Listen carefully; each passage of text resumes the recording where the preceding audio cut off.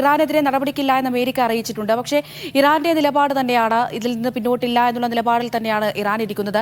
ഈ മേഖലകൾ വെച്ച് നോക്കുകയാണെങ്കിൽ, ഇസ്രായേൽ മേഖല വെച്ച് നോക്കുകയാണെങ്കിൽ ഏത് രീതിയിലാണ്, ഏത് മേഖലയിലേക്കാണ് കൂടുതലായും ഈ ആക്രമണം ഇറാൻ തൊടുത്തുവിട്ടിരിക്കുന്നത്? ഇപ്പോൾ 300-ലധികം മിസൈലുകളും ഡ്രോൺ ആക്രമണവും ഒക്കെ ഓൾറെഡി നടന്നു കഴിഞ്ഞല്ലോ. അമൃത, ഈ ഇറാനും ഇസ്രായേലും തമ്മിൽ നേരിട്ടൊരു യുദ്ധത്തിലേക്ക് പോവുകയാണെങ്കിൽ എന്തായിരിക്കും ഈ മേഖലയുടെ ഒരു പ്രത്യേകത? എത്രത്തോളം വ്യത്യാസമുണ്ട് ഈ രണ്ട് രാജ്യങ്ങളും തമ്മിൽ എന്നുള്ളത് നമ്മൾ നോക്കുകയാണെങ്കിൽ, ഇപ്പോൾ ഇതൊരു ഗൂഗിൾ മാപ്പാണ്. ഇറാനും ഇസ്രായേലും തമ്മിലുള്ള അകലം എന്ന് പറയുന്നത് കരമാർഗം പോവുകയാണെങ്കിൽ 2300ഓളം കിലോമീറ്ററുകളുണ്ട്. അതിന് വ്യോമമാർഗമാകുമ്പോൾ 2000-ന് താഴെ വരും, 1900ഓളം വരും. എങ്കിൽ പോലും ഇത്രയും ഡിസ്റ്റൻസ് ഉള്ള രണ്ട് രാജ്യങ്ങളാണ് ഇറാനും അതേപോലെ തന്നെ ഇസ്രായേലും എന്ന് നമുക്ക് പറയേണ്ടി വരും. അപ്പോൾ ഇറാനിൽ നിന്ന് ഡ്രോണുകളും മിസൈലുകളും അയക്കുമ്പോൾ ഇസ്രായേലിലേക്ക് എത്തണമെങ്കിൽ കുറേ സമയമെടുക്കുന്നുണ്ട് എന്ന് നമുക്ക് മനസ്സിലാക്കാൻ സാധിക്കും. അതുകൊണ്ട് തന്നെ ഒരു തിരിച്ചടി അതേ രൂപത്തിൽ തന്നെയാണ് എങ്കിൽ ഇസ്രായേലിൽ നിന്ന് ഇറാനിലേക്ക് വിടുകയാണെങ്കിലും ഏകദേശം അത്ര തന്നെ സമയമെടുക്കും. അതുകൊണ്ട് തന്നെ ഈ രണ്ട് രാജ്യങ്ങളും തമ്മിൽ ഒരു കരയുദ്ധം എന്നതിനേക്കാൾ കൂടുതൽ വ്യോമമാർഗമുള്ള ഒരു അറ്റാക്കിനാണ് ഏറ്റവും കൂടുതൽ സാധ്യതയുള്ളത്, ഏറ്റവും കൂടുതൽ എഫക്റ്റീവായി ഉള്ളതും അങ്ങനെ തന്നെയാണ്.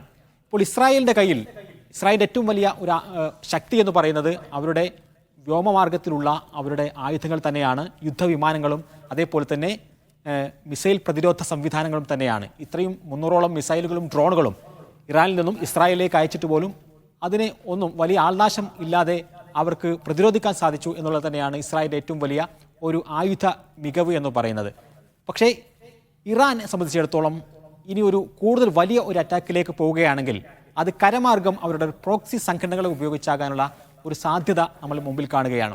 കരമാർഗം അറ്റാക്ക് ചെയ്യാൻ തീർച്ചയായും ഇറാന് നേരിട്ട് വന്ന് ഇസ്രായേലിനെ അറ്റാക്ക് ചെയ്യാൻ പരിമിതികളുണ്ട്. അപ്പോൾ അവിടെയാണ് ഇറാന്റെ പ്രോക്സി സംഘടനകൾ വളരെ പ്രധാനമാകുന്നത്. ഇവിടെ ലബനാനിൽ ഇസ്രായേലുമായി ഏറ്റവും അടുത്ത് നിൽക്കുന്ന ഒരു രാജ്യമാണ് ലബനാനിലെ അവരുടെ ഏറ്റവും വലിയ സഖ്യകക്ഷിയാണ് ഹിസ്ബുള്ള എന്ന് പറയുന്നത്. ഹിസ്ബുള്ള നേരത്തെ തന്നെ ഇസ്രായേലുമായി ഏറ്റുമുട്ടുന്ന ഒരു സംഘടനയാണ്.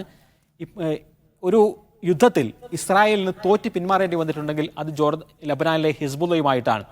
ഇങ്ങോട്ട് നോക്കുക, ഈ കരമാർഗം ഇറാഖും ജോർദാനും കടന്നു വേണം ഇസ്രായേലിലേക്ക് ഇറാന് വരണം എങ്കിൽ ഇവിടെ ആദ്യം ഇറാഖുണ്ട്, പിന്നീട് ജോർദാനുണ്ട്, അതിനുശേഷമാണ് ഇസ്രായേലിലേക്ക് വരാൻ കഴിയുള്ളൂ. പക്ഷേ കരമാർഗം മറ്റ് പ്രോക്സി സംഘടനകൾ വരികയാണെങ്കിൽ ലബനാനിലെ ഹിസ്ബുള്ളയാണ് ഏറ്റവും പ്രധാനപ്പെട്ട ഒരു സംഘടന.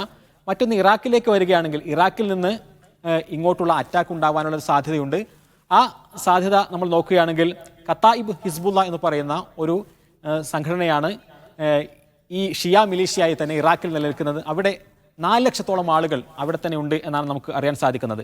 മറ്റൊരു സംഘടന എന്ന് പറയുന്നത് നമ്മൾ നേരത്തെ എല്ലാം കണ്ടിട്ടുള്ള യമനിൽ നിന്നുള്ള ഹൂത്തികളാണ്. ഹൂത്തികൾ പ്രധാനമായും ഒരു കരയാക്രമണത്തിലേക്ക് സാധ്യത കുറവാണ്. അവർ ഈ റെഡ് സീയിൽ, ചെങ്കടലിൽ അവരുടെ പ്രതിരോധ മുഖം തുറക്കുന്നത് നമ്മൾ കണ്ടു.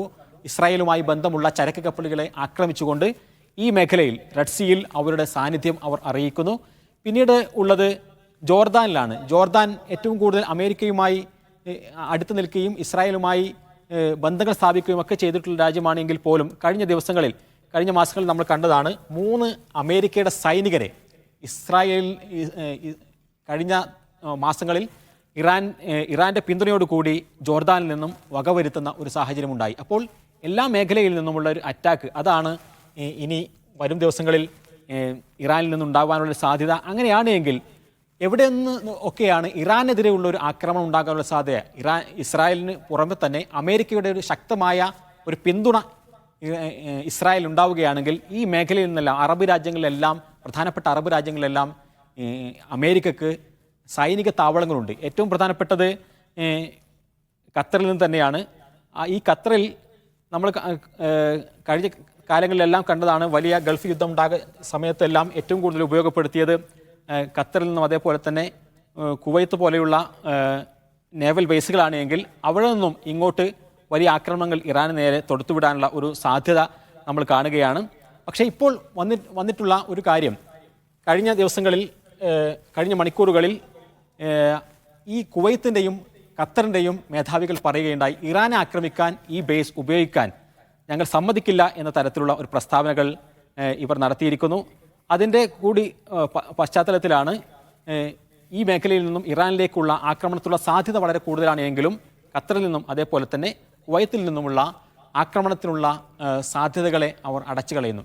ഏതായിരുന്നാലും ഒരു കാര്യം തീർച്ചയാണ്, ഈ മേഖലയിൽ യുദ്ധമുണ്ടാവുകയാണെങ്കിൽ ഗൾഫ് രാഷ്ട്രങ്ങളെ മുഴുവനും അതിശക്തമായി തന്നെ ബാധിക്കും. ഇവിടെ നിന്നും ഗൾഫ് രാഷ്ട്രങ്ങളിൽ നിന്നും യൂറോപ്പിലേക്കുള്ള പ്രധാനപ്പെട്ട കടൽ മാർഗങ്ങൾ, ആ മാർഗങ്ങൾ മുഴുവൻ അടയും.